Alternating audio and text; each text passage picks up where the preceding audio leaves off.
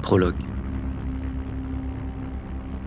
Une journée à la Cour nationale du droit d'asile commence à 8h30.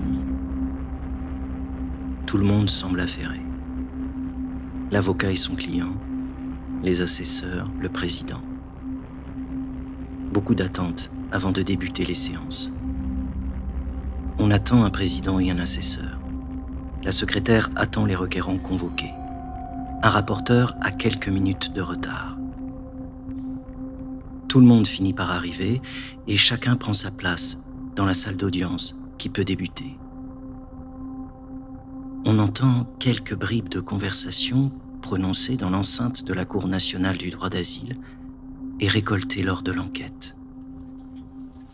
Bon, ça va? Oui, ça va, j'ai un peu le trac. C'est normal, tout va bien se passer, y a pas de raison. Oui, j'ai un peu peur de l'audition, mais ça va aller. Si vous faites ce qu'on a répété, il n'y a pas de... tout. Parce que à l'OFPRA, on avait la sensation qu'on ne pouvait pas complètement raconter ce qui nous est arrivé. Et Vous n'avez pas d'inquiétude à avoir. L'OFPRA... Je sais pas, l'impression que j'arrive pas à exprimer vraiment. Je sais pas, être concret. Tu les as pas chopés? Non, j'ai l'impression que je suis un peu passé à côté là, ouais. Enfin, je sais pas. Ouais. Et toi, c'était comment toi? Moi, ça s'est bien passé, oui. Non, monsieur, c'est interdit. Éteignez vos téléphones, s'il vous plaît. Vous n'avez pas le droit d'utiliser vos téléphones ici. C'est interdit, pas dans la cour.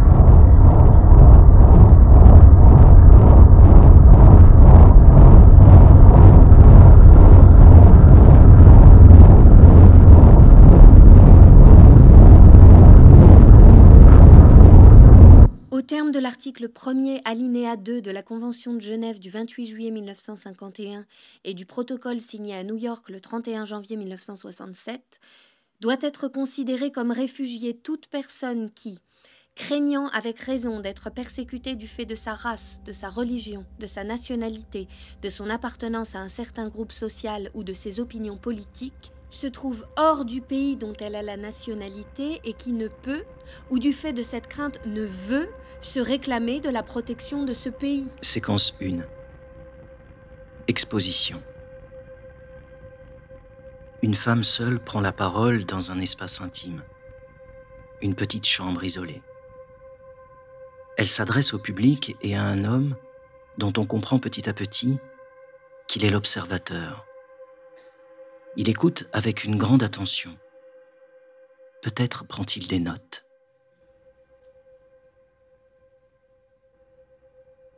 Je fais souvent le même rêve. Je suis couverte de plaies ouvertes sur tout le corps. Mon père me dit d'aller me baigner dans un fleuve rempli de sangsues. Je refuse, mais mon mari affolé court vers moi en hurlant « Notre fille est en train de se noyer, il faut que tu la sauves !» Je saute dans l'eau. Je nage vers elle et mon corps se couvre de sangsues.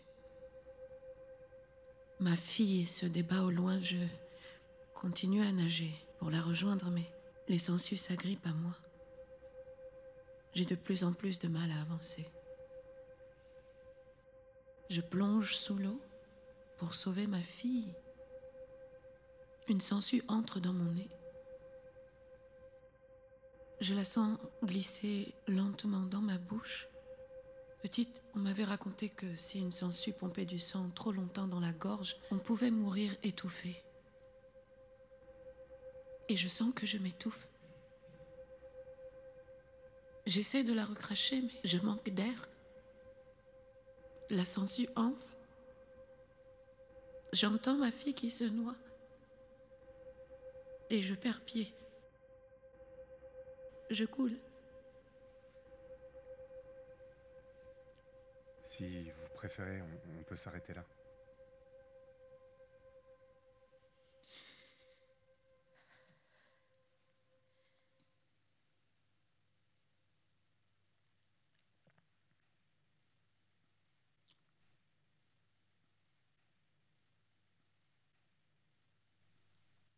On a beaucoup écrit sur moi. On a dit un tas de choses. On m'a violée plusieurs fois et on dit que je porte ces viols dans la manière dont j'ai fermé une partie de moi-même, avec des yeux qui regardent toujours à l'intérieur. On dit que je mets dans mes toilettes, dans mes coiffures, dans mes choix de vêtements, ma signature. La preuve que je n'ai pas complètement lâché ce monde. Et maintenant? Vous en êtes où? Fin du voyage, mais toujours pas de répit. On dit que les réseaux me reprennent et que mon corps sert à nouveau de monnaie d'échange. Qu'ici, le contexte culturel est différent, qu'il aurait pu m'offrir plus de liberté dans mes rôles d'épouse et de mère. Mais on dit aussi que pas vraiment. Que je suis mise en porte-à-faux dans mes croyances intimes, que je suis jugée par ma communauté et que du coup c'est la contorsion identitaire. On nous renvoie l'image de femmes de mauvaise vie venues tenter l'aventure en France, abandonnant leurs enfants. Nous? Pourquoi dites-vous nous? Parce que nous sommes des millions. On dit que même ici en France, pays des droits de l'homme, nous sommes méfiantes à l'égard des institutions, des règles et de leurs représentants. Que notre histoire prouve que l'uniforme ne représente pas le droit ni la protection, mais la violence, l'arbitraire et l'injustice. Et que c'est pour ça que nous parlons beaucoup moins que les hommes. Mais qui dit ça? Dans un bureau, un requérant est attablé avec son avocat. Il se prépare à l'audition de la CNDA qui doit avoir lieu dans quelques jours. Vous allez pas me croire. Il faut me raconter à moi et après à eux. C'est difficile pour moi. Et il faut qu'on essaye. Bientôt, tu devras répondre aux questions des juges. Racontez. Oui, raconter pourquoi tu es parti. Bon, on y va. Comment tu t'appelles? Je m'appelle Mohamed Y. Tu es né quand? Je suis né le 1er avril 1987 à Tamda. Et tu es kabyle? Non, je suis algérien, mais d'origine kabyle. Et c'est bien là ma malédiction. Non, ça c'est pas... Enfin, disons que là, la formulation n'est pas géniale. Pourtant, c'est la vérité. Oui, mais c'est un peu trop offensif. Nos corps sont maltraités. Nos corps servent d'exutoire. Nos corps sont marchandés. Nos corps sont un enjeu crucial. Nous violer, c'est prendre le territoire de l'ennemi. Nous violer, c'est nous détruire à la racine. Nous violer, c'est nous empêcher de nous reproduire. Nous violer, nous violer. Il n'y a pas de fin à nos souffrances. Il n'y a pas de fin à nos souffrances. Il n'y a pas de fin à nos souffrances. Il n'y a pas de fin à nos souffrances. Une arrestation est synonyme de sadisme. Une arrestation est synonyme de viol. Une arrestation est synonyme de cruauté. Une arrestation est synonyme de torture. Sur la route de l'exil, on ne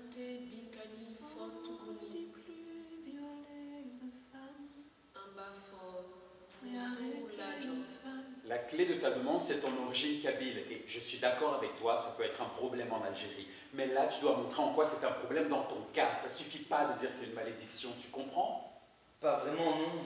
Il faut jouer sur deux tableaux devant les juges. D'abord, tu dois expliquer en quoi ton origine n'a pas favorisé ta conversion. Et ensuite, montrer que cette situation t'a fragilisé personnellement dans ta vie de tous les jours. Que tu étais discriminé et que tu ne pouvais pas pleinement pratiquer ta nouvelle religion. Oui, d'accord, d'accord. Parce que ce qui va faire la différence avec les récits que les juges ont entendus des centaines de fois, c'est tous les détails très personnels que tu vas pouvoir amener et comment tu les incarnes. C'est comme ça qu'on peut les avoir. Hein. Il faut leur donner des frissons. Voilà, l'impression d'un truc très intime et très vrai, tu comprends? Tu vois ce que je veux dire? Faut pas minimiser ce que tu as vécu, faut en parler à fond. Bien insister sur ce que ça te fait et ce qui t'a conduit à fuir ton pays. Oui. Parle-moi de ce qui t'a conduit à te convertir. Je voulais échapper aux intégristes. C'est bien, hein, mais ça, c'est pas suffisant. Comment tu as découvert la foi chrétienne? Grâce à des gens de ma famille. Et c'est tout? Oui. Bah non, faut que tu me donnes beaucoup de détails sur cette conversion. Que tu me parles de la préparation de ton baptême, de pourquoi il a été annulé finalement, et des difficultés que tu as rencontrées dans ton travail. Oui. L'audience qui se déroule ici est en cours. Les questions et les réponses sont traduites par l'interprète. La traduction est répétée en français, les questions à la requérante et ses réponses à la cour. Mon premier salon était aussi à Moscou, mais dans un autre quartier. Je crois que les deux policiers ont parlé entre eux. Quand le second s'est présenté, il nous a posé beaucoup de questions. Une semaine après, il est venu pour saccager mon nouveau magasin. Mon premier salon était aussi à Moscou. Les deux policiers se connaissaient peut-être. Quand le second s'est présenté, il se méfiait. Une semaine plus tard, il a commencé à nous racketter, lui aussi. Je crois... Il vous a demandé de l'argent ? Non, je m'excuse, il n'a pas demandé d'argent, mais à plusieurs, ils ont contrôlé son magasin à la recherche de quelque chose, une sorte de perquisition, si vous voulez. Comment ça s'est passé? Comment ça s'est passé? Ils ont fouillé toutes nos affaires sans explication. C'est comme ça qu'ils ont mis la main sur ma carte. Ils cherchaient quelque chose de compromettant et ils sont bien tombés sur une carte d'opposante politique. Vous pensez que le but de cette perquisition était de prouver votre engagement politique? Vous pensez que le but de cette perquisition était de prouver votre engagement politique? Probablement, mais pas seulement. Sûrement. Quelle aurait été l'autre raison? Quelle aurait été l'autre raison? Selon moi, le problème avec mon premier magasin. Elle ne sait pas trop, elle dit sa première affaire avec la police. À cause de votre plainte? À cause de votre plainte, hein? Oui. Oui. Merci, je n'ai plus de questions pour le moment. Pour quelle raison tu es parti alors que tu aimes ta famille, tes amis et ta femme? D'ailleurs, tu as une femme là-bas? Oui. Une copine? Oui. Bon, très bien. Tu peux me la décrire? Elle est gentille. C'est bien, mais c'est pas suffisant. Il faut que tu me la décrives plus en détail, que tu me dises pourquoi tu l'aimes. Je sais que c'est difficile, mais tu dois vraiment me donner le plus de détails possible. Ok. Est-ce que tu l'as revu avant de partir? Oui, quand je suis revenu en Kabylie. Pourquoi tu es revenu? J'ai fui les islamistes. Pourquoi? Ils m'ont menacé sur mon lieu de travail. Tu faisais quel travail? Je vendais des boissons. Quel type de boissons? Du vin et de la bière. Voilà, c'est important de dire ça. Tu comprends pourquoi? Ah oui, je comprends. Oui, parce qu'on a besoin de savoir comment les fondamentalistes t'ont maltraité parce que tu es chrétien. Et ils t'ont agressé à cause de ça. Oui, en 2007. Qu'est-ce qui s'est passé? J'allais à l'église. Une voiture s'est approchée de moi. Et là, les passagers m'ont interpellé en disant « Hé, le chrétien !» J'ai pas eu le temps de me retourner. Ils sont sortis de la voiture et ils m'ont frappé. Et ils étaient combien? 3. Qu'est-ce qu'ils t'ont fait? C'est difficile de parler de ça, vous savez. Je sais, mais il faut s'entraîner. Ils m'ont donné des coups de poing, des coups de pied. J'avais une guitare sur moi, ils l'ont cassée devant mes yeux. Et ils t'ont menacé? Oui. Ils ont menacé ma famille aussi. Ils ont dit que la prochaine fois, ils me tueraient, moi et toute ma famille. On va parler de la préparation de ton baptême maintenant? Ok. Tu suis une préparation en 1997, mais tu ne te fais baptiser qu'en 2015. Pourquoi? Elle a été annulée la première fois. Pour quelle raison? Des chrétiens ont été assassinés dans mon village en 1998. Du coup, ils ont annulé toutes les cérémonies. Et tu sais pourquoi ils ont été assassinés? Ils voulaient convertir des jeunes au christianisme. D'accord, d'accord.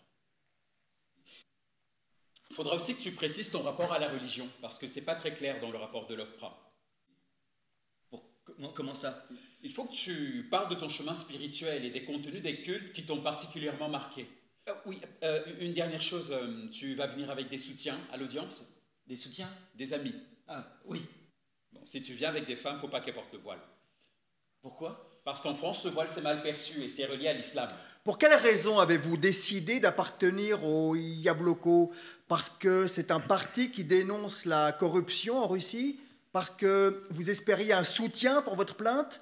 Ou c'était simplement un moyen de vous sentir protégé? Pour quelle raison avez-vous décidé d'appartenir au Yabloko? Parce que vous espériez un soutien pour votre plainte ou c'était un moyen de vous radicaliser? Non, je cherchais seulement leur protection. Mais j'ai été vite déçue. Ils ne sont que dans le slogan. Elle cherchait une protection et un appui politique. Votre famille, votre frère était au courant? Et la famille est au courant? Je les ai pas mis au courant tout de suite car je les savais contre. Non, eux sont patriotes et j'avais peur de leur réaction. Mais puisque c'était pour vous l'assurance d'une protection... Mais puisque c'était pour vous... Ce qui leur déplaisait, c'était l'intention de me politiser. Pour ma famille, une femme ne fait pas de politique. Pensez-vous qu'une des raisons de votre raquette réside dans votre origine arménienne? Pensez-vous qu'une des raisons de... c'est possible. Elle ne sait pas. Bon. Avez-vous des preuves d'éventuelles discriminations? Avez-vous des preuves... Les personnes originaires du Caucase sont persécutées en général. Il arrive souvent que des hommes rasés agressent des Caucasiens à Moscou. Mon frère, par exemple, a été agressé dans un wagon en Ukraine. Elle n'a pas vraiment d'exemple précis en tête. Bon, j'aimerais revenir sur cette perquisition dans votre second salon de beauté. Comment l'expliquez-vous? Comment expliquez-vous cette... Je pense qu'elle n'a pas de lien direct avec mon appartenance politique, mais avec la première affaire. Je pense qu'elle a un lien direct avec mon appartenance politique. C'est le lien que vous faites? C'est le lien que vous faites, hein? Oui.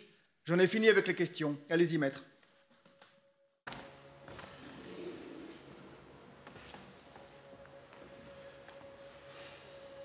Avant de commencer ma plaidoirie, j'aimerais préciser quelque chose au sujet de ma cliente. Si elle a pu vous paraître apathique, c'est qu'elle vient d'accoucher. De plus, si elle a accepté de s'exprimer en russe devant la cour, sa langue maternelle demeure l'arménien. Ma cliente n'a jamais cherché à se faire passer pour ce qu'elle n'est pas, mais elle a toujours cherché des solutions. Et entre ces deux salons, sa solution, c'est l'adhésion au parti politique d'opposition. Bon, adhésion qui l'a vite déçue. Vous l'avez compris, ma cliente ne peut pas répondre à toutes vos questions, et ce pour une raison simple. Elle n'a reçu aucune explication de ce qui lui est arrivé. Ma cliente menait une vie heureuse en Russie, une vie confortable. Elle avait une voiture, de l'argent sur son compte en banque, une vie qui lui plaisait. Mais la situation s'est rapidement dégradée, elle a complètement dépassé. Vivre en France dans des conditions matérielles moindres ne faisait pas partie de ses projets et aujourd'hui elle a peur de rentrer à Moscou. L'OFPRA ne conteste pas le racket qu'elle a subi mais pose une question étonnante. Pourquoi ne pas avoir payé? Drôle de question, vous en conviendrez. Eh bien, elle a refusé, tout simplement. Et dans le même temps, elle a cherché une solution judiciaire auprès du parquet. Mais le procureur écrit un rapport disant qu'il n'y a pas assez d'éléments pour que la plainte soit entendue. Monsieur le Président, il faut bien comprendre que nous sommes ici, en présence d'un État autoritaire et d'une police corrompue. De nombreuses persécutions sont commises sur les opposants politiques en Russie, et de nombreux articles du journal Le Monde ont documenté cet état de fait. Ma cliente vous a fait part d'un scénario cohérent, et elle a montré son impossibilité à être protégée. Car les méthodes policières en Russie sont pour le moins radicales. Le premier policier, celui qui a racketté ma cliente, a brûlé son magasin parce qu'elle a refusé de payer. Et pour en faire un exemple auprès des autres commerçants. Le second policier, celui qui a pris sa plainte, lui a conseillé de rentrer chez elle en Arménie. Et quand elle lui a répondu « Je suis chez moi, je suis russe », lui a dit « Si vous êtes russe, moi je suis africain ». Et quand la police revient, fouille son magasin et tombe sur la carte du Yabloko, elle est considérée comme une opposante politique et ses ennuis recommencent. Tous les opposants politiques sont persécutés par la police en Russie. Ma cliente se trouve donc dans une situation inconfortable. Il ne lui reste plus qu'à s'enfuir et à se faire dubliner en France. Monsieur le Président, la force et la faiblesse de cette affaire, c'est que ma cliente est une personne lambda. C'est pas Nelson Mandela, c'est une opposante politique par désœuvrement et une caucasienne. Oui. Je peux vous poser quelques questions? Maintenant, là? Ouais, maintenant. Enfin, si c'est possible. Venez. Merci beaucoup. L'audience est levée.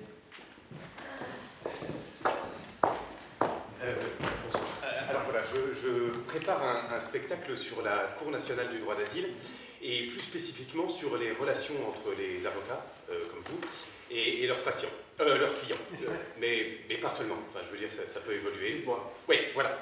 J'étais dans le public à l'instant, et je vous ai entendu plaider. Alors, c'est pas la première fois que je viens ici, et je sais pas ce qu'en a pensé l'audience, mais moi, j'ai trouvé votre plaidoirie particulièrement bien construite. Merci. Venez-en, en fait, s'il vous plaît. Oui, je peux vous poser 2-3 questions sur votre métier? Ah, là, je suis désolé, j'ai peu de temps. Je viens de Lille, je dois partir. Ça va aller hyper vite. 2 minutes. Très bien. Merci beaucoup, c'est hyper gentil. J'ai préparé un petit questionnaire, enfin plutôt 2-3 questions. Est-ce que vous improvisez vos prises de parole? Ah oui, la plupart du temps, oui. Ça dépend de l'audience et des questions qui sont posées à mon client. Je dois m'adapter en direct. Notamment en fonction des juges qui siègent dans la chambre. Deuxième question, celle-là je l'aime beaucoup. Lors de la préparation, qu'est-ce que vous dites à vos clients? Je les prépare à être à la fois soumis en retenue et à la fois suffisamment convaincants pour susciter une grande empathie. Ah, on n'est pas loin du théâtre. Oui, c'est vrai. Sauf que les requérants ne sont pas tous de bons comédiens. Ouais. Et qu'il s'agit de leur propre histoire. Exact. Excusez-moi. Oui. Vous faites quoi, là? Ben, je discute avec le maître. Eh bien, moi j'y vais, mais ça m'intéresse votre démarche. Merci beaucoup. Vous faites quoi? Du théâtre. J'écris un spectacle sur la CNDA et sur les demandeurs d'asile. J'aimerais porter leur parole qui est trop souvent inaudible parce que j'ai l'impression nécessaire d'en parler. C'est aussi un spectacle engagé. Je les défends, hein, mais je peux pas m'empêcher de penser qu'il y a des terroristes qui se cachent parmi eux. Oui. Le statut de réfugié est une bonne couverture pour les terroristes. Mais... Vous devez trouver ça bizarre qu'une avocate dise ça, non? Bah oui, un peu. Je pense qu'à terme, un parti d'islam modéré va arriver au pouvoir en battant le Rassemblement national aux élections locales et on n'aura pas d'autre choix que de voter pour eux. Ils vont gouverner et se montrer radicaux. J'en suis convaincue. Ça m'a fait bizarre qu'une avocate dise ça. Séquence 2. Le récit de soi.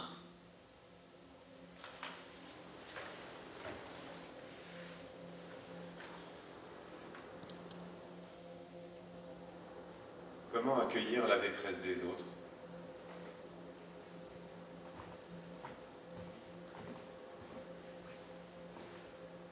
Entre et sois la bienvenue, toi que je ne connais pas. Ici, on choisit qui peut rester et qui doit partir. Qui a droit à l'hospitalité. Bonjour à tous. André Gide, l'écrivain André Gide, rapporte dans un livre son expérience de juré. Il raconte l'histoire d'un cordonnier déjà condamné pour d'autres délits qui fait appel d'une affaire de passage à tabac. Il est condamné avec d'autres à 5 ans de prison pour avoir dépouillé un marin un soir de beuverie. On va d'abord exposer le cas, puis je vous poserai quelques questions. Gide regrette de n'avoir pas réussi à alléger la peine du cordonnier. Il s'ensuit une nuit d'insomnie. Il repense à l'histoire d'un rescapé qui s'en était tiré grâce à un canot de sauvetage dans lequel certains donnaient des coups de rame sur la tête et sur les mains de ceux qui cherchaient à monter. En les sauvant, ils auraient fait chavirer la barque. Bien, tout le monde est prêt? Gide se fait la réflexion qu'il vaut mieux ne pas tomber à l'eau. Autrement dit, dans les filets de la justice. Madame la rapporteure, c'est à vous. Et moi, je me demande comment les requérants peuvent sortir de l'eau. Dès le lendemain, Gide envoie une lettre à la cour et obtient un allègement de peine de 2 ans. Je suis arrivée à la CNDA juste après mes études. J'aurais aimé travailler dans une association de droits humains, mais c'était impossible. Ici, j'ai un problème de conscience. J'ai l'impression d'être dans le camp de ceux qui refusent le séjour à de nombreuses personnes vulnérables. Madame la rapporteure, s'il vous plaît, c'est à vous. Mon travail consiste à aider les juges à prendre la meilleure décision en suggérant des questions pour éclairer le parcours du demandeur. Nous préparons environ 2 rapports par jour. À la fin des audiences, j'ai 2 jours pour rédiger toutes les décisions.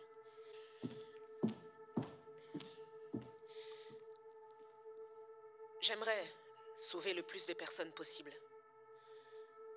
Le plus souvent, les personnes sont rejetées quand la Cour considère qu'elles n'ont pas vécu ce qu'elles disent avoir vécu. Dans le jargon, on parle de faits non établis. Notre tâche consiste à déterminer si les déclarations sont cohérentes avec la situation du pays d'origine en s'appuyant sur des rapports d'ONG ou des articles de presse ou de plus en plus les rapports internes du centre de documentation. Il existe de nombreux problèmes rendant difficile un examen juste et éclairé de la demande d'asile en France. Alors on y va? Le meilleur moyen pour traiter le maximum de demandes est le recours aux ordonnances. Elles permettent le rejet sur simple examen du rapporteur sans que le demandeur d'asile ne soit entendu. Nous sommes passés de 9 000 ordonnances en 2016 à plus de 14 000 en 2018. J'ai dit on y va. Merci beaucoup. Merci.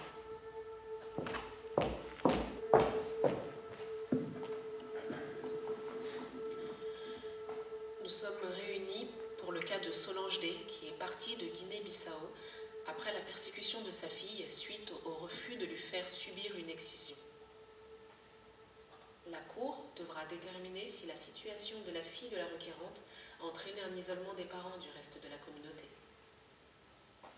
Solange D fait partie de l'ethnie Peul, de religion musulmane. Les femmes de cette ethnie sont excisées dans plus de 95% des cas. Solange D, en s'opposant à l'excision de sa fille, a-t-elle subi des violences de son mari et de sa belle-famille et craint-elle de les affronter si elle venait à retourner dans son pays d'origine? Le fait que la requérante soit séropositive au VIH la rend-elle vulnérable et en proie aux critiques? Solange D a-t-elle subi des discriminations, des remarques de ses proches relatives à cette maladie? Selon l'OFPRA, les déclarations orales se sont avérées incomplètes concernant son quotidien et la nature des différends l'opposant à son époux, l'origine de leur séparation et les menaces la visant. Enfin, les explications apportées quant aux modalités du voyage de sa fille sont restées obscures. C'est en cet état que l'affaire se présente devant vous. Merci, Madame la rapporteure. Merci. Comment s'est manifestée votre opposition à l'excision de votre fille? Toute petite déjà, il voulait l'exciser et moi je voulais pas. Qui décide? C'est la famille du mari qui décide. À part le risque d'excision de votre fille, vous êtes-vous senti en danger? Non.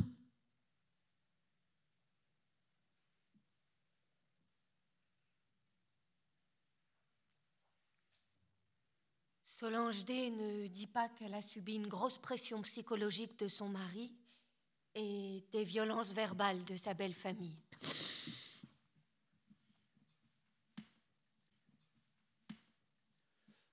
Bon maître, vous pouvez poursuivre. Peut-être sur certains points, vous répondrez à sa place. Oui. Le deuxième sujet semble être le VIH. Ma cliente vit dans la honte d'être porteuse du VIH et dans la culpabilité d'être responsable de l'avoir transmis à sa fille. Sur ce sujet, elle a dû faire face à des menaces constantes de sa famille. J'ai fini les questions pour ma part. Maître.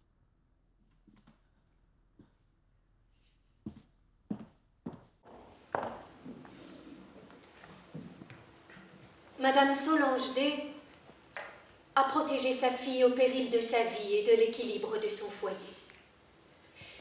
Une femme peule non excisée est toujours mal perçue dans sa communauté.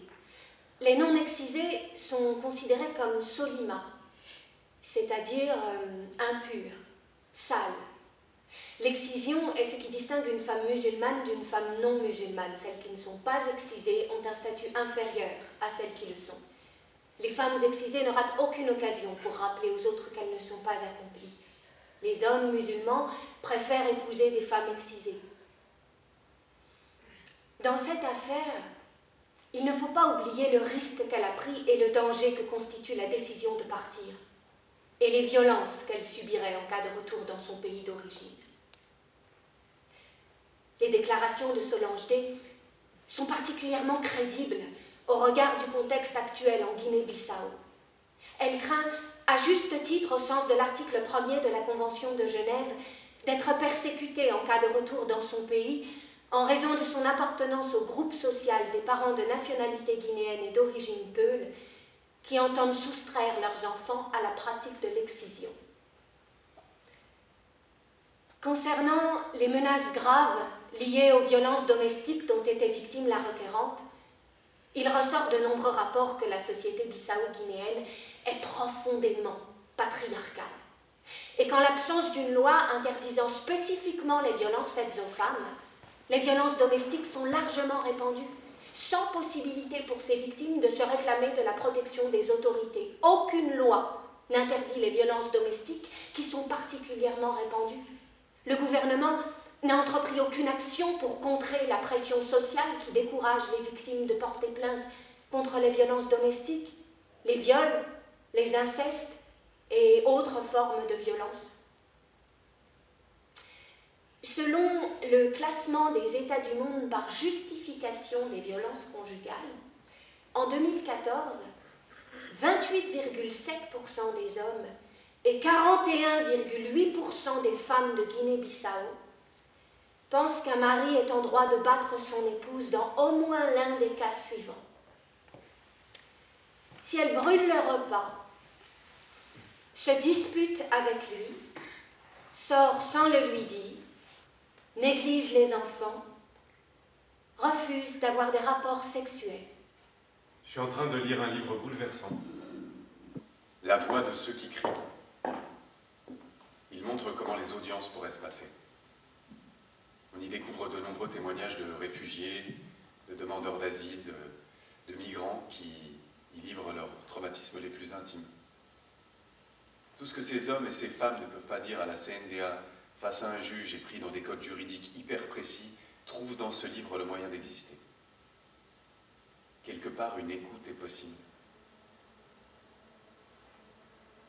Et si c'était ça, ce spectacle? Un endroit pour accueillir la parole de ces exilés qui n'ont aucun lieu pour crier. Je perds tous mes cheveux peu à peu. Ça vous angoisse? Terriblement. Je me sens moche, sans protection. J'ai du mal à sortir comme ça. Ça me manque. De sortir? Oui. Et de me coiffer. De faire des tresses pendant des heures avec des amis. Vous ne le faites plus? Non, je n'ose plus. Et en Guinée, vous le faisiez souvent? Oui. J'adorais ces moments entre nous. Vous êtes très belle, et vous allez retrouver la qualité de vos cheveux. Ce serait bien pour moi. Je supporte plus mon crâne, à moitié chauve. J'ai la sensation d'être isolée et moins intégrée. Par conséquent, il vous est demandé de déclarer recevable la demande présentée par Solange D et de l'admettre au statut de réfugié en application de l'article L511-1 du CESEDA, en ce qu'elle justifie de crainte de persécution en cas de retour dans son pays d'origine. Et à titre subsidiaire, de lui octroyer le bénéfice de la protection subsidiaire.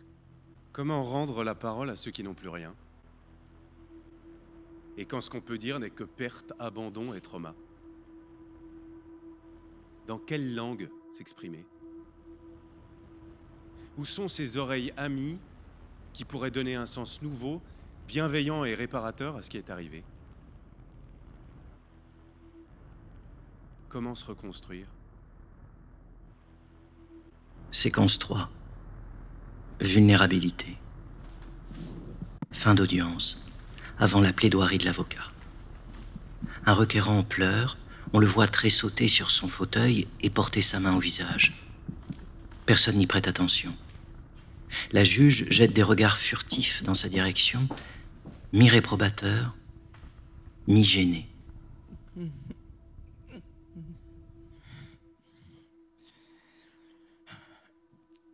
Ça va. Allez-y, maître, c'est à vous. Dans le CESEDA, le code de l'entrée et du séjour des étrangers et du droit d'asile, il est stipulé qu'après la présentation d'une demande d'asile, l'Office national de l'intégration et de l'immigration doit procéder dans un délai raisonnable et après un entretien individuel avec le demandeur d'asile à une évaluation de la vulnérabilité de ce dernier afin de déterminer ses besoins spécifiques en matière d'accueil. Maître, c'est à vous pour votre plaidoirie. Cette loi pose deux problèmes. D'abord, elle crée un statut de demandeur d'asile super vulnérable, alors qu'on sait tous que le fait même de quitter son pays et d'emprunter le chemin périlleux de l'exil est en soi une épreuve, surtout pour les femmes qui sont sont quasi systématiquement violés sur le trajet. Ça va. Par ailleurs, le fait d'admettre qu'un requérant est vulnérable devrait entraîner l'obtention de son statut de réfugié. Maître, vous m'entendez? Allez-y maintenant, vraiment. Reconnaître la vulnérabilité d'un requérant, c'est admettre sa grande difficulté à verbaliser son histoire et son droit d'asile. Maître, c'est insupportable. Parlez maintenant. Si les récits peuvent être mis en doute par une contradiction, si les documents peuvent être discutés, si même les certificats médicaux sont contestés, comment les requérants peuvent-ils établir la vérité de leur histoire et les formations de jugement statuer? Comment peuvent-ils attester de leur vulnérabilité? Suffit-il d'être bon comédien? Maître, vous décidez qu'on reporte l'audience? Vraiment, vous savez le nombre d'affaires qu'on a traitées en une journée? Ça va, oui. Une seconde. Je sais bien qu'on doit aller vite. C'est le maître mot ici. Allez vite, on entend ça partout. Il faut gérer le stock. Il suffisait d'attendre, Madame la Présidente. On peut prendre le temps de se montrer un peu humain aussi. Ça fait 2 jours que je traite exclusivement des cas bengalis. Et cette affaire, comme vous pouvez le constater, est extrêmement tendue. Personne n'a l'air de s'en soucier, mais mon client pleure depuis plusieurs minutes. Dans l'indifférence générale. Vous voulez faire quoi? Qu'on reporte l'audience? Je ne sais pas, peut-être à la suspendre, oui. Et laisser à mon client le temps de reprendre ses esprits. Enfin, on sent quand même dans cette cour un manque volontaire d'empathie. Vous sentez vraiment d'engager ce genre de débat? Peut-être que j'ai été prise par ces pleurs. Alors, c'est peut-être ni le moment Vous ni n'avez pas le droit d'intervenir, vous êtes dans le public, c'est interdit. Oui, je sais. Après, j'aimerais quand même vraiment... Vous le connaissez, c'est un militant associatif? Non, il prépare un spectacle sur la CNDA. Et je suis à la fois observateur de ce qui se passe ici, et c'est un peu compliqué, mais le narrateur de ce spectacle. Et du coup, j'ai très envie de tordre un peu la réalité. Comment ça? Je veux vous interroger, et comme d'une certaine façon, je peux faire ce que je veux, je le fais maintenant au cours d'une audience. Non, c'est interdit. Oui, non, c'est interdit dans la réalité. Mais là, on n'est plus uniquement à la CNDA, on est aussi un peu dans ma tête. Et donc, j'aimerais qu'on parle de vulnérabilité au sein de la cour, et comme l'audience s'y prête plutôt bien... Ah, c'est pour cette raison que le requérant pleure depuis le début de l'audience? Non. Disons qu'il pleurait dans l'audience originelle, et que moi, je me sers de ces pleurs dans mon spectacle pour vous interroger sur l'utilisation de la vulnérabilité à la CNDA. Mais c'est limite d'utiliser des pleurs à des fins spectaculaires. C'est vrai. Et éthiquement, c'est moyen. Vous pouvez arrêter de pleurer, s'il vous plaît? S'il vous plaît qui? S'il vous plaît, monsieur le requérant? Mais non. S'il vous plaît, monsieur le comédien qui joue le requérant. Parce que le requérant originel, lui, il a vraiment eu besoin de pleurer pendant l'audience. Et c'est pour ça que tu t'es dit, je vais parler de la prise en compte de la vulnérabilité des requérants. Oui, c'est juste. Et que tu t'es dit, je vais en faire une scène. Oui, mais merci de préciser mon propos. Avec plaisir, écoute. Après, je suis pas non plus dupe. Je sens bien que tu me fais dire tout ça pour servir ton propos, et que je suis de plus en plus en train d'être le comédien qui joue le requérant. Mais ça, j'entends, mais c'est peut-être pas le moment de parler de l'utilisation de la détresse et de la souffrance du monde au théâtre.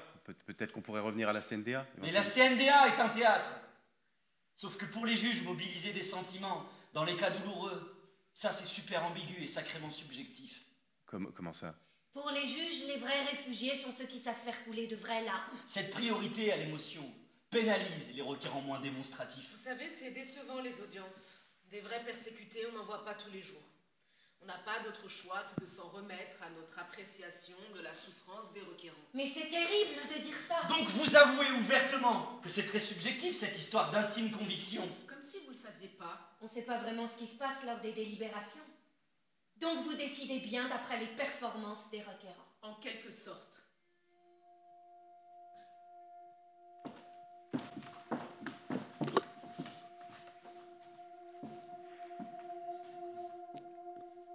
Un jour, un assesseur a fait remarquer à un de mes clients que sortir avec une fille dont le père était du parti politique opposé au sien pouvait être un problème. Mon client lui a répondu qu'il n'avait pas choisi d'être avec cette fille en fonction du parti politique de son père, mais parce qu'il s'aimait. L'assesseur lui a demandé depuis combien de temps ils étaient ensemble. Réponse, depuis 2010. Et il lui a demandé avec beaucoup de délicatesse Si elle vous aimait tant, pourquoi a-t-elle mis fin à ses jours? Waouh. Ah oui, on n'est pas dans l'empathie ultime. Et qu'a dit votre client? Elle est morte, mais je l'aime toujours. Séquence 4. Au cœur de l'intime. Un requérant nigérian, Kingsley A, est au téléphone. En vue de son audience à la CNDA, il se prépare à rencontrer des membres de l'ARDIS, l'Association pour la reconnaissance des droits des personnes homosexuelles et transsexuelles à l'immigration et au séjour. Il parle avec l'un d'eux lors d'un premier rendez-vous. On n'entend pas les réponses de son interlocuteur. Allô? Allô? Allô, oui. Oui, je comprends le français et je le parle un peu aussi. Merci, j'ai passé 2 ans à Conakry. Patrick. Mon accompagnant, d'accord. Moi, je m'appelle Kingsley A. Mohamed Y, requérant algérien d'origine kabyle, est en train de prier. Il s'apprête à passer en audience dans quelques jours.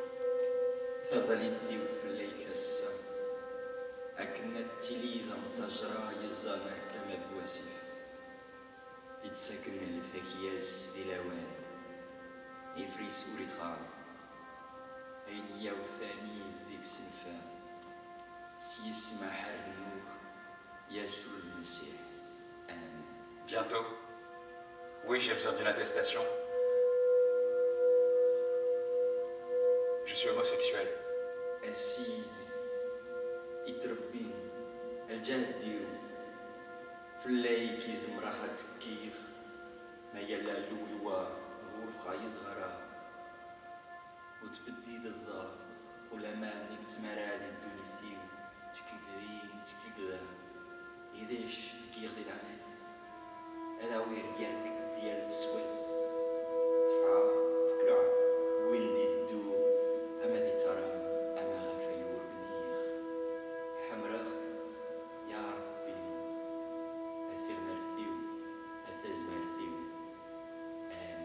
Oui, ça me fait peur.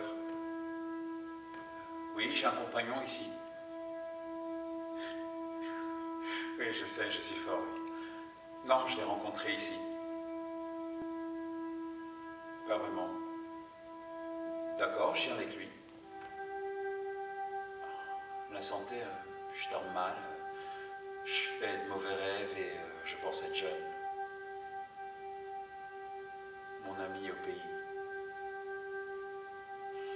Je sais pas, mais j'ai peur pour lui. Pour moi aussi, mais moi j'ai quelqu'un ici. Non, pas dans le même centre d'hébergement. Wow. Souvent on se voit, on fait des courses ensemble. Il m'aide beaucoup. Non, je dis qu'il m'aide beaucoup, mais il m'aime beaucoup aussi, j'espère. Oui. Seigneur Dieu, je te rends grâce d'avoir mené à terme cette journée. Je te rends grâce d'apaiser corps et âme. Ta main était sur moi et m'a gardé et préservé. Pardonne mon nombre de fois et tout le mal de cette journée. Aide-moi à pardonner à ceux qui m'ont fait du tort et fais-moi dormir paisiblement sous ta garde. Je te confie mon corps, je te confie les miens et je te confie mon âme. Que ton saint nom soit loué. Amen.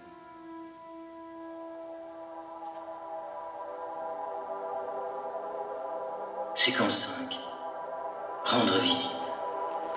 L'observateur est en discussion avec la comédienne qui joue la requérante guinéenne.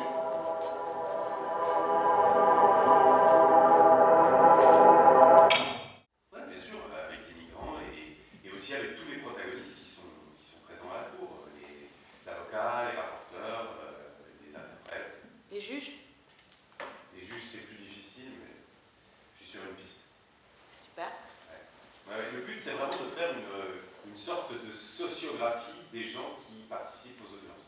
Une sociographie? Ouais. D'accord. Oui, une sociographie, c'est-à-dire comprendre d'où ils viennent, le parcours qu'ils ont effectué avant de travailler à la CNDA, et les situer. Les situer, c'est-à-dire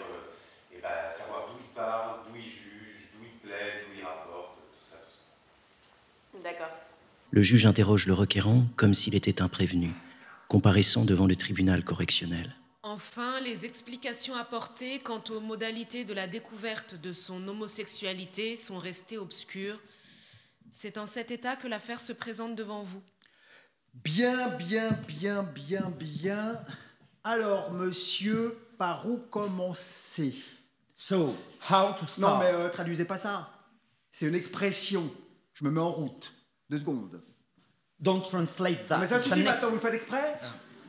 Monsieur le Président, je parle très bien le français, j'ai vécu 2 ans à Conakry. Je préfère m'exprimer dans cette langue. Alors attention, cette audience part mal. Il y a là avec nous un interprète. D'accord? Oui. Donc, on va pas perdre de temps à attendre que vous vous exprimiez en français.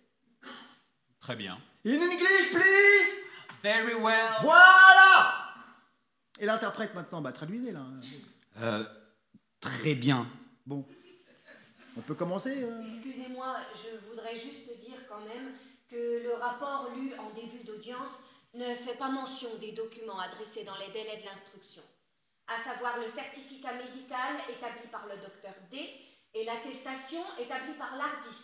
Or, ces documents sont des pièces essentielles au dossier de mon client. Après. Après.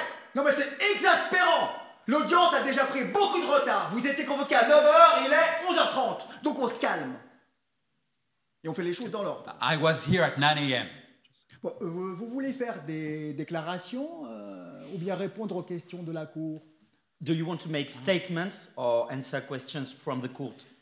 I am willing to answer any question the judges would like to ask me. Je suis prêt à répondre à toutes les questions que le juge veut bien me poser. Bien. Alors, monsieur, vous êtes homosexuel ou bisexuel? Parce que nous, on n'y comprend rien. So, are you homosexual or bisexual? Because we don't understand a thing. I am a homosexual. Je suis homosexuel. Mais dans ce cas, pourquoi l'ARDIS ne soutient pas votre demande d'asile? Excusez-moi, pardon, mais l'ARDIS est intervenu au soutien de la demande d'asile de mon client depuis son arrivée en France en mars 2013 et jusqu'à ce jour. Bon, êtes-vous homosexuel, monsieur Kingsley A? Are you really homosexual, Mr. Kingsley A? As I said before, I am. Comme je l'ai dit précédemment, je le suis. Oui, vous avez 3 enfants. With 3 children. Je tiens à confirmer qu'en Afrique, notamment dans les pays d'Afrique subsaharienne, où la législation et la société civile répriment les actes sexuels entre personnes du même sexe, il est très fréquent qu'une personne homosexuelle ait une double vie, à savoir une vie officielle de couple hétérosexuel avec enfants et une vie dissimulée avec des partenaires homosexuels. Ainsi, le fait qu'un homme ait plusieurs enfants avec une femme n'est absolument pas incompatible avec le fait qu'il soit homosexuel. Mais quand tu dis que ce spectacle veut rendre visibles les migrants et audibles leurs récits, je vois pas ça dans ce que j'ai lu. Ah, ouais. Oui. Un peu quand même, non? Pas vraiment, non. Même si on regarde d'un point de vue purement numéraire, je veux dire en nombre de lignes de texte, on les entend moins. Je suis pas vraiment d'accord. C'est pas la question d'être d'accord ou pas, c'est un constat. Il y a quand même le parcours de cette requérante guinéenne, que tu incarnes d'ailleurs, très bien, et qui raconte son cauchemar et qui se livre, enfin, qui livre une part de son intimité. J'ai l'impression que dans ton texte, enfin, c'est pas central cette question d'invisibilisation de la parole des migrants. Pas central, c'est vrai, mais c'est une part importante de mon projet. Après, j'entends ce que tu dis. Non, mais c'est une part importante dans ton esprit, mais ça se matérialise pas vraiment dans le texte. Pas pour l'instant, en tout cas. Et quand leur parole est présente, c'est plutôt celle qui fait état de leur trauma. Ah ça oui, on est au moment de leur souffrance. Et on n'est pas un peu dans le cliché du migrant qui souffre, là? Je crois pas. Je peux te lire la scène que tu nous as envoyée comme je l'ai perçue. Si tu veux. Après, elle est en cours d'écriture, mais c'est pas fini. Non, mais... Voilà, c'est ça.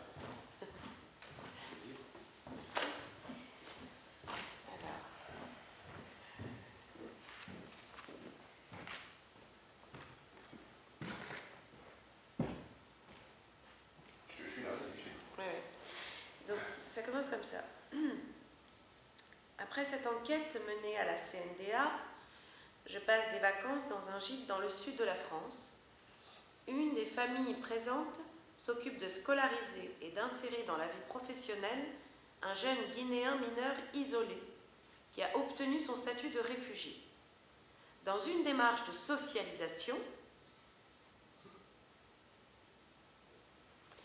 il passe quelques jours avec nous. Au moment du départ et par un savant hasard, je me retrouve à le ramener chez lui en voiture pour sa rentrée. Nous voilà seuls pendant 3 heures et je suis excitée à l'idée de discuter avec lui. Je suis heureux de pouvoir l'interroger en pensant égoïstement à mon spectacle et dans le même temps, je ne peux pas ne pas me poser intérieurement la question des raisons qui l'ont poussé à fuir son pays. Je suis donc en train mentalement de catégoriser ce migrant. Est-il parti pour des raisons économiques, politiques ou climatiques? Quel a été son chemin? Comment est-il arrivé jusqu'en France? Bref, des questions limites, et me voilà à la première occasion dans la peau d'un juge, amenant coûte que coûte la discussion dans cette zone si sombre pour faire rentrer mon interlocuteur dans la case du bon migrant. Il y a aussi un autre problème. Je n'arrive pas à me débarrasser de l'idée que ce mineur, à cause de ce qu'il a vécu lors de son trajet migratoire et à cause de l'accueil déplorable qu'il a reçu en France, mérite toute mon admiration et que sur tous les sujets, je dois être en complète adhésion avec lui. Mais en vrai, sur tous les sujets, je ne suis pas en accord avec lui et lorsque nous évoquons l'égalité homme-femme et la place et le rôle des femmes dans nos sociétés, ça coince. Donc, je te lis le dialogue. Je le fais là. L'observateur, mais toi, tu veux des enfants? Le mineur isolé, non, non, je le sens pas. Oh, pourquoi? Je ne suis pas sûre de pouvoir être avec une femme. Comment ça? Qu'est-ce que tu veux dire? Je crois que les femmes sont... Disons qu'elles cherchent quelque chose que je ne suis pas en mesure de leur donner. Ah, c'est-à-dire? Bah, c'est quand même plus un truc de femme de vouloir des enfants. Oui? Tu crois? Bah oui, les femmes manipulent les hommes. Ah, je crois pas. Bah si, elles cherchent toutes à avoir des enfants. Et pour y arriver, elles sont prêtes à tout. Tu veux vraiment donner cette image-là de ce mineur isolé? Mais non, ce que je veux dire, c'est qu'à la CNDA, il ne s'agit pas d'être d'accord, ni de valider des... Oh, et puis, il faut que je te dise un secret. Un secret? Oui, que je te fasse une révélation, si tu préfères. Une révélation? Oui, enfin, que je te dise la vérité. Mais la vérité, c'est que cette scène met tous les jeunes migrants qui viennent d'Afrique dans une posture un peu réacte sur les femmes. Oui. Alors que ton exemple est juste un cas isolé. Non, mais c'est pas de ça dont je veux te parler.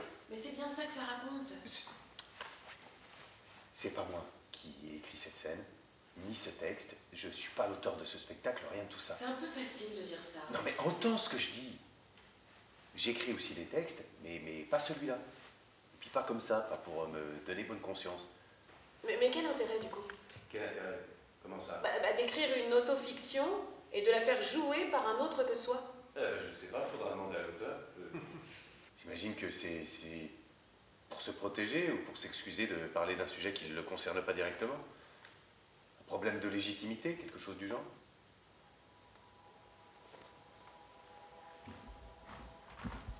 Attends, c'est vraiment chaud là ce que tu racontes. C'est pas toi l'auteur? Non. C'est qui? Mon voisin. On habite dans le même immeuble. Mais là, par exemple, ce qu'on se dit, c'est lui qui l'a écrit? C'est difficile à dire.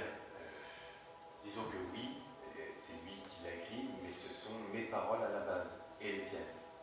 Tes paroles et les miennes? Ouais. Ce qu'on dit là, c'est nous qui l'avons formulé dans la vraie vie, et lui l'a retranscrit. Dans la vraie vie?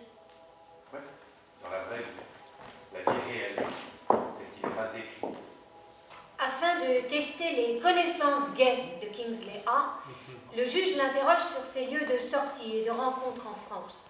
Mais c'est quoi une sociabilité homosexuelle? Pour les juges, cela implique forcément la fréquentation et l'appartenance à un groupe bien marqué. Le juge me questionne également sur mes relations, ma fidélité, les marques de lubrifiant que j'utilise. Je suis sûr qu'il meurt d'envie de me poser des questions plus concrètes sur mes pratiques sexuelles. Ces questions révèlent ce que doit être l'homosexualité pour ces juges. Et ce sont les pratiques qui font l'orientation sexuelle. Si on est homosexuel, on est pratiquant obligatoirement. Bon, puisque vous ne pouvez pas indiquer le nombre exact de rapports sur la période de 2004 à 2012, pouvez-vous donner au minimum le nombre moyen de rapports par semaine, par mois, si c'est... C'est impossible de prouver qu'on est homosexuel devant une cour.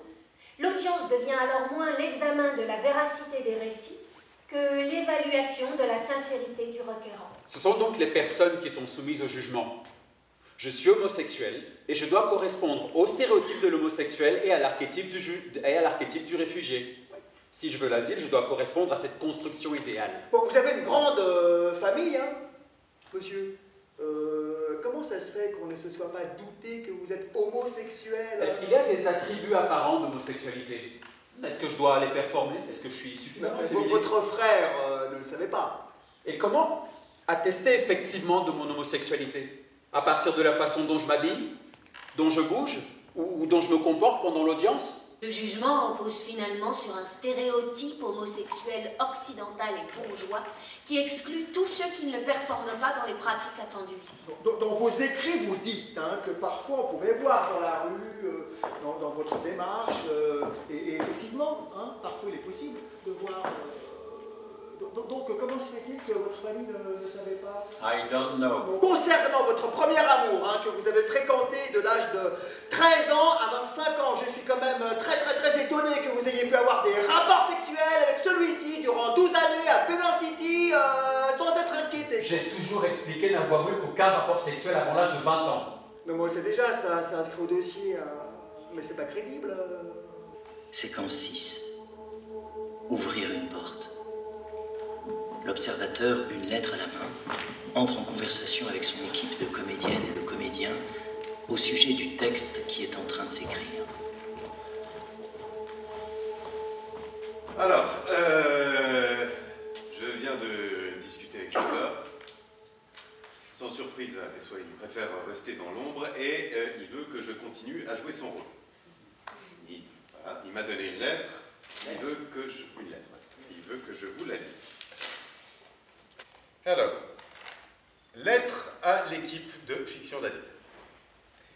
J'ai réfléchi et vos discussions m'ont fait beaucoup avancer. Je suis de plus en plus conscient qu'on entend peu dans mon texte la parole des migrants. Je crois aussi que par pudeur, ça me gêne de porter leurs paroles intimes directement sur le plateau ou d'inventer les récits de leur vie de toutes pièces. Et donc, ce que je vous propose, c'est d'ouvrir une porte. Une porte? Ouais, une porte. J'aimerais que chacune et chacun d'entre vous réalise une enquête personnelle, c'est-à-dire une recherche pour vous, ou en vous, ou auprès de vos proches, pour aller chercher des récits manquants. Des récits manquants? Oui, des récits manquants, oubliés, tronqués. Des récits qui n'auraient jamais été révélés, jamais prononcés, jamais entendus, et qui pourraient trouver leur place ici, dans ce spectacle. Okay. Et ces récits doivent forcément avoir un lien avec nous? Avec notre propre histoire? Quelque chose en lien avec votre vie, vos rencontres, ce qui vous inquiète dans ce monde et vous semble important de révéler aux autres. Est-ce que ces récits doivent être liés à la problématique de l'exil? C'est marrant que tu poses la question. Ce n'est pas obligé que ces récits manquants soient reliés à la problématique de l'exil. Mais je pense qu'ils le seront.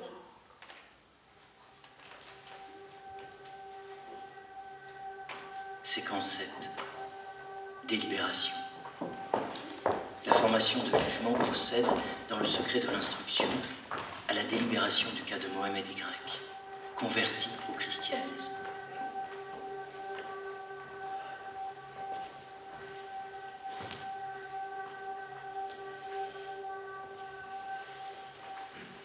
Bien, Madame la rapporteure, on va délibérer. Je sais pas vous, mais j'ai un peu décroché sur ce cas. J'ai trouvé ça très long et pas Juanita Banana. Pas quoi? Bah, on est quand même sur un cas assez plat. Ça ressemble beaucoup aux histoires de conversion qu'on a déjà entendues des milliers de fois, non? Attendez, là, je vous suis pas. Non, je suis un peu angoissé en ce moment, empêtré dans mon divorce. J'ai beaucoup de mal à me concentrer sur autre chose. Ouais, puis je le trouvais un peu véhément, je sais pas, ça m'a gêné. Ah oui, quand je lui ai demandé de préciser son chemin spirituel et quelques contenus des cultes qui l'ont particulièrement marqué, ça m'a un peu agressé. Hein. Oui, ça s'est vu. Vous étiez très ferme quand vous meniez les débats. Ben, j'étais obligé d'en passer par là. Vraiment? Oui, vraiment. Attendez, on est quand même en train de juger de sa bonne foi à la qualité de ses émotions. Excusez-moi, ce sera pas long. Oh, bon, on n'a pas vraiment le choix, je crois. Non. Bon. Qu'est-ce qui vous a donné envie de travailler ici? La Convention de Genève et les 5 lignes qui définissent le droit d'asile. Car les personnes qui ont écrit ce texte étaient des génies. Hein, elles ont vu l'avenir sur 50 ans. Et les 5 motifs qu'elles ont créés sont toujours d'actualité. La politique, la religion, la race, la nationalité, le groupe social. Le groupe social. Quelle est votre part de subjectivité? Les critères sont définis dans la Convention, on ne les interprète pas. Non, ce qui importe dans les audiences, c'est l'appréciation de la crédibilité des faits. Voilà, viennent ensuite des critères plus subjectifs, comme spontanéité, la sincérité. Non, il ne faut pas avoir d'idées reçues. Vous trouvez ça difficile de rendre une décision?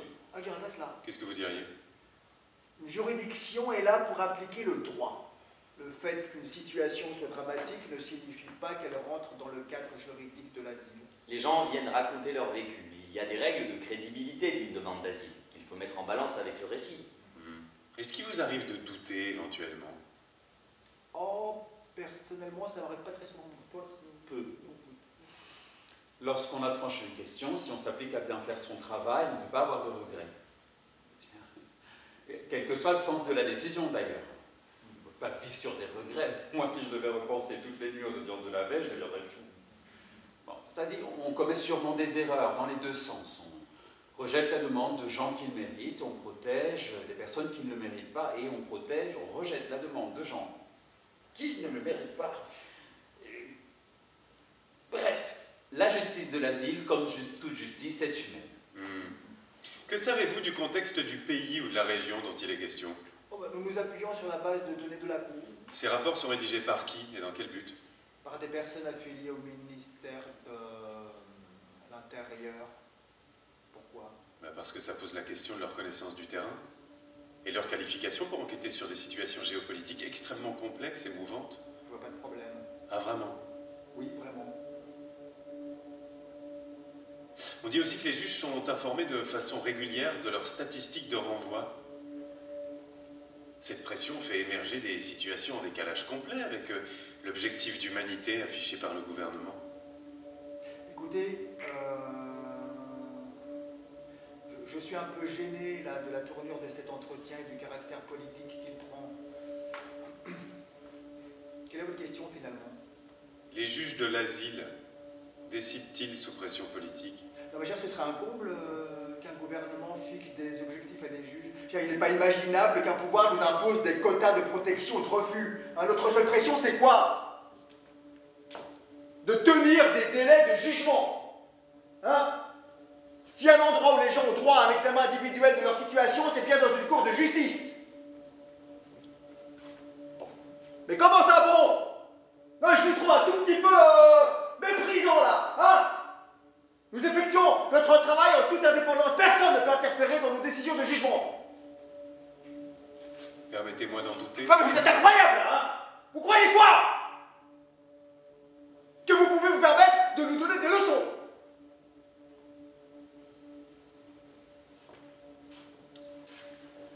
Sortez maintenant.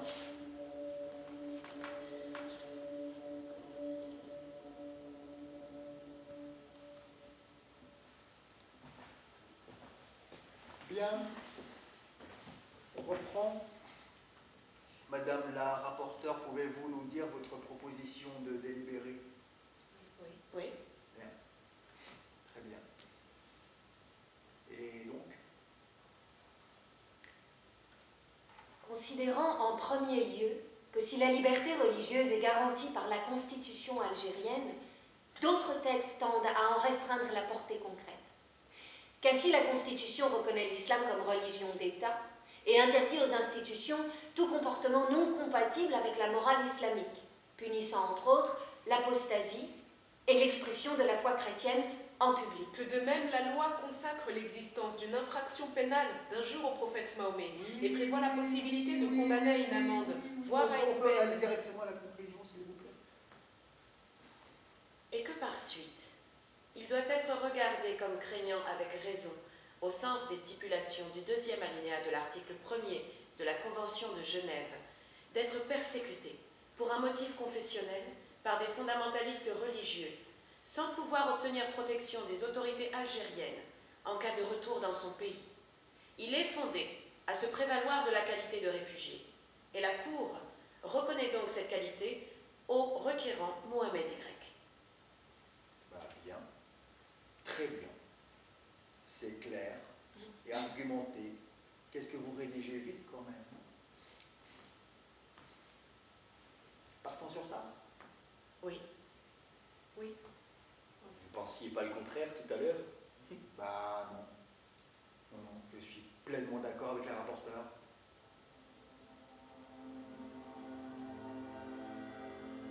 Séquence 8. Un récit manquant. Un comédien propose au reste de l'équipe son récit manquant.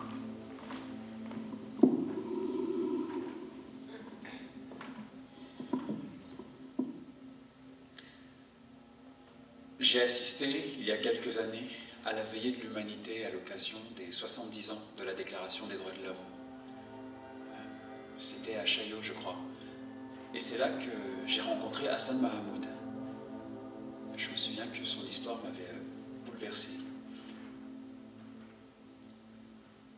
Je crois que je voudrais vous la restituer et que ce sera ça mon récit manquant.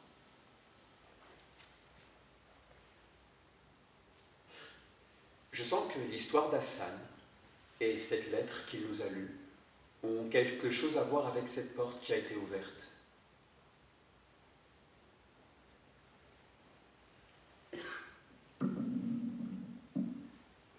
اليوم أنا هنا بعد رحلة طويلة من اللجوء أتحدث عن قصة مغامرتي ومعاناتي فأكتب بدل الحبر بدموعي ودم قلبي ولا أمل عن الكلام والحديث عنها فإنني طالب لجوء قدمت إلى فرنسا بعدما تقطعت بي سبل العمل في بلدي بسبب سوء الأحوال السياسية وقلة الفرص مما دفعني إلى القدوم إلى هنا كما هو طبيعة الحال في إفريقيا بشكل عام وقلة الفرص فيها ومعاناة جيل كامل تائه بين اليأس والإحباط والبحث عن الوطن المشتهى بعيدا عن النزاعات السياسية هذا الواقع شجعني على خوض غمار الهجرة غير الشرعية مع كامل علمي ووعي بخطورة هذه الرحلة لكن يكفينا الذل. Je suis un demandeur d'asile, venu en France après avoir perdu tout espoir en mon pays, à cause de sa mauvaise situation politique, comme c'est le cas en Afrique en général. Le manque d'opportunités et les souffrances d'une génération entière. Une génération entière perdue entre désespoir et frustration, à la recherche d'une patrie bien aimée, loin des conflits politiques. Ces raisons m'ont encouragé à tenter l'émigration, en mesurant les risques. Après un mois d'un voyage difficile et dangereux sur les routes du désert, nous sommes enfin arrivés en Libye. Nous étions 3. Mon frère Abdullah et un ami m'accompagnaient. Cet ami, je le considère comme le frère auquel ma mère n'a pas donné naissance. En Libye, nous avons trouvé une situation pire que celle de mon pays. C'était catastrophique dans tous les sens du terme. Même en vous en parlant des heures, je n'arriverai pas à vous faire comprendre l'enfer que l'on trouve en Libye. Après des jours et des jours d'enfermement dans les camps et de longues souffrances, nous avons finalement réussi à partir pour l'Europe. Les jours passés en Libye sont les plus noirs de ma vie. Mais nous avons toujours gardé l'espoir que des jours meilleurs nous attendent de l'autre côté de la Méditerranée. Nous avons vite déchanté.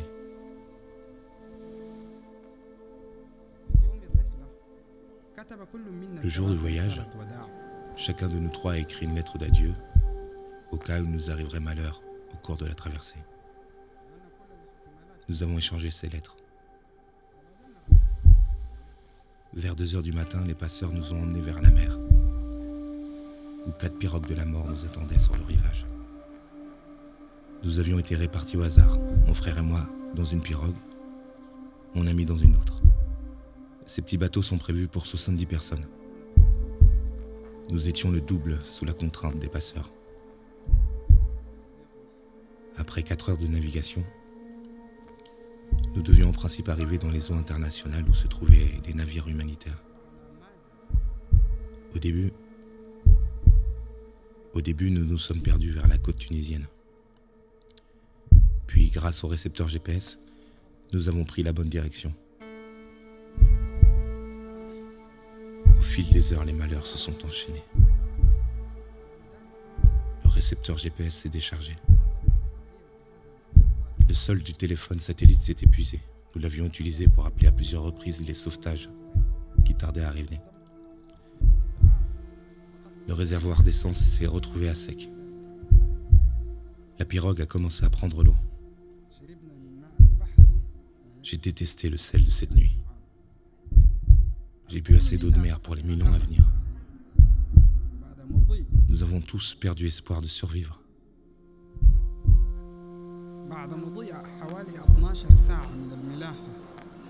Après 12 heures de navigation, nous avons aperçu le bateau de sauvetage au loin. Certains ont pensé à une montagne et d'autres à un nuage. Les rumeurs étaient nombreuses. Après quelques instants, un petit avion nous a survolés. Je pense qu'il nous a filmés. Soudain, un canot s'est approché de nous, avec 3 personnes à bord, dont un homme qui, de loin, a commencé à nous parler en anglais, puis en arabe. Nous avions peur et commencions à désespérer. Au fond de moi, j'aurais préféré couler avec la pirogue, plutôt que de tomber entre les mains de ces gens que nous prenions pour des gardes-côtes libyens.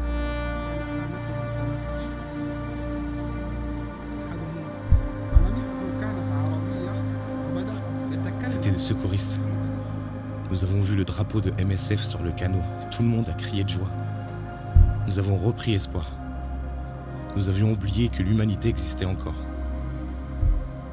Le grand bateau s'est approché et ils nous ont embarqués en commençant par les enfants, les malades et les autres. Une autre pirogue avait été secourue avant nous. Nous leur avons demandé s'ils en avaient vu d'autres et celle dans laquelle était mon ami.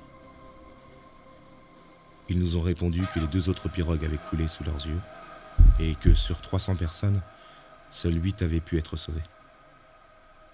Et malheureusement, mon ami n'était pas parmi les 8.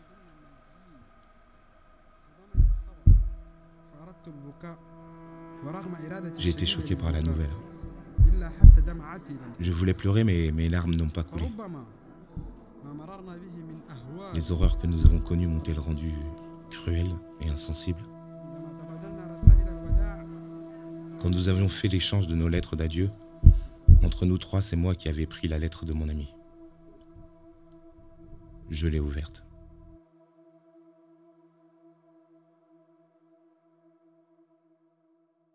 Un cadeau au monde civilisé. J'ai fui la mort et la mer m'a embarqué. Je vous conseille de lire mais de ne pas pleurer. Car les larmes ont séché sur mes parents et mes frères par l'injustice qui nourrit leur vie tous les jours. Je suis désolé, maman, la pirogue a coulé. Je n'ai pas pu arriver en Europe et je ne pourrai pas non plus vous envoyer l'argent que je vous dois pour le voyage.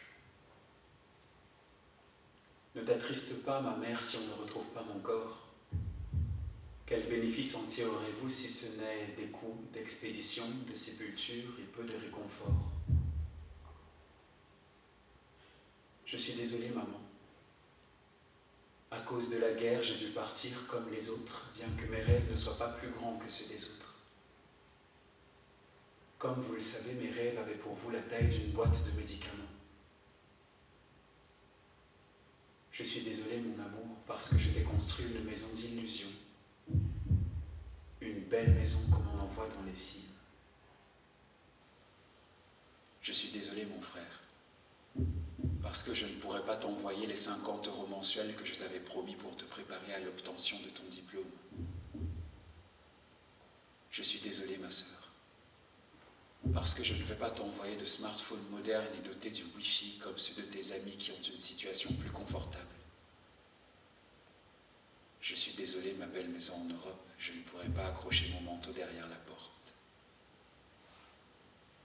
Je suis désolé pour vous, les plongeurs, et ceux qui chercheraient peut-être les disparus.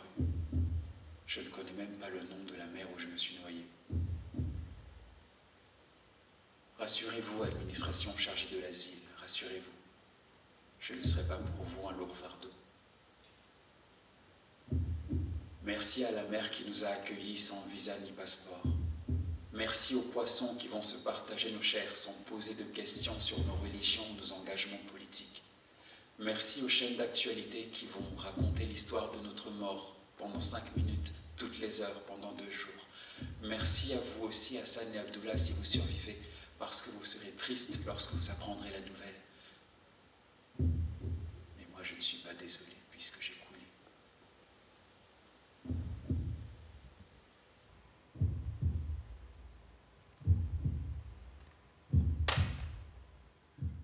Nous, les survivants, sommes arrivés en Italie après le terrible voyage au cours duquel nous avons vu la mort de nos propres yeux. En Italie, nous avons eu un très bon accueil, nous avons été traités avec humanité et compassion, mais nous n'y sommes pas restés très longtemps. J'ai toujours aimé les civilisations anciennes, la beauté, le romantisme. J'ai donc décidé de partir vers la France où se trouve Paris, la ville des amoureux. Je connaissais la réputation de la ville lumière dans le domaine des sciences, de la littérature. J'ai lu les plus grands penseurs comme Jean-Jacques Rousseau, René Descartes, Voltaire. J'ai toujours voulu étudier en France pour acquérir l'expérience et les connaissances qui me permettraient un jour de retourner dans mon pays afin de l'aider. Je viens de reprendre des études et je suis maintenant sur le point d'obtenir un diplôme d'approfondissement en langue et civilisation française à l'université de Nanterre. Cette formation va me permettre d'avancer. L'année prochaine, j'espère démarrer un cycle universitaire dans la continuité de mes études interrompues dans mon pays. En arrivant en France, je pensais entamer un nouveau départ et mettre fin aux difficultés de mon long voyage. La réalité est différente. J'ai demandé l'asile, mais il a été rejeté. J'ai alors éprouvé un sentiment dérangeant et mystérieux. Et j'ai pensé que ma vie entière était devenue inconnue. Le refus de ma demande d'asile était fondé sur un manque de preuves des dangers encourus dans mon pays. Et c'est vrai, je suis parti dans l'urgence. Je n'ai emporté avec moi aucune preuve de ce genre, par peur d'être capturé sur la route et remis en prison. Je n'ai pas quitté mon pays par crainte de la mort, mais pour rechercher une vie libre et digne, acquérir des compétences pour un jour y revenir et travailler à son futur. Je dis à chaque migrant qui a été persécuté dans son pays qu'il n'y a pas de raison de s'inquiéter. Aujourd'hui est le lendemain d'hier, où nous étions inquiets. Et hier est passé. Demain, aujourd'hui sera du passé. Quelle importance! Notre voyage est depuis le début un pas dans l'inconnu. Essayons chaque jour de maîtriser notre destin. Nos histoires ne sont qu'une image de ce passé qu'on a vécu.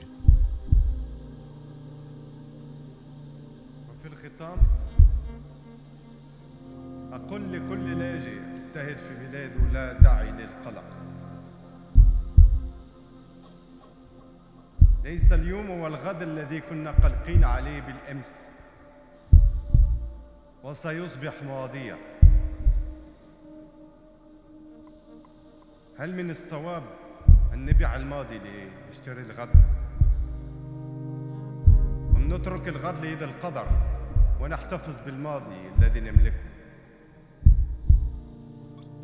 فقصاصنا صورات فقط من ذلك الماضي الذي عشناه ومصيرنا، فهذا لا يهم. فرحلتنا من البداية إلى المجهول.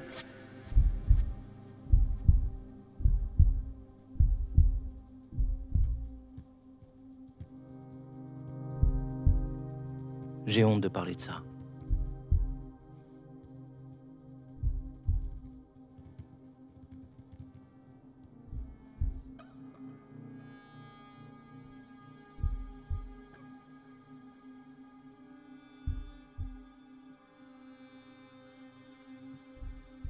Mais voilà, ça s'est passé. Mon voisin de palier est mort dans son appartement seul. Il est mort d'un arrêt cardiaque dans sa cuisine. Je l'ai appris 2 mois après sa mort. 2 mois sans croiser ce voisin. 2 mois sans le voir ni l'entendre de l'autre côté du mur. 2 mois sans prendre un peu de temps de ma vie pour aller frapper à sa porte. J'ai honte de parler de ça. Ce qui m'a décidé finalement à aller voir ce qui se passait chez mon voisin, c'est l'odeur de son cadavre, dans un état de décomposition avancée. Et si je considère cette tragédie, je suis évidemment responsable de n'avoir pas voulu voir. Tout était là devant mes yeux, mais je n'ai rien vu. Je n'ai pas vu la mort de ce voisin sur son visage. Je n'ai pas vu sa détresse. Je n'ai pas vu les volets de son appartement fermés depuis toujours. Je n'ai pas vu que personne ne le visitait. Je n'ai pas vu son renoncement et son corps sans soin, sans souci de paraître aux yeux des autres, affaibli, sans vie. Et je n'ai pas tendu la main. C'est terrible de ne pas se soucier de son voisin. C'est ce qui détruit toute forme de projet politique collectif, de vie en commun. On dit souvent qu'il est nécessaire à la paix du monde de comprendre les peuples étrangers. Ça commence avec son voisin. Et ça devrait s'étendre à tous ceux qui viennent de plus loin. Et puis je suis venu te voir. J'ai frappé à ta porte. Et je t'ai demandé si toi aussi, qui est mon autre voisin, qui habite juste à côté de chez moi, pouvait jouer mon rôle dans ce spectacle et montrer que cette enquête m'a transformé et qu'au-delà de la vulnérabilité des demandeurs d'asile, qu'au-delà de la mort de ce voisin, je fais une place en moi pour accueillir cette question. Qui êtes-vous? Qui êtes-vous, vous dont je ne connais pas les voix? Qui êtes-vous, vous qui criez? Qui êtes-vous? Et quelle est votre histoire?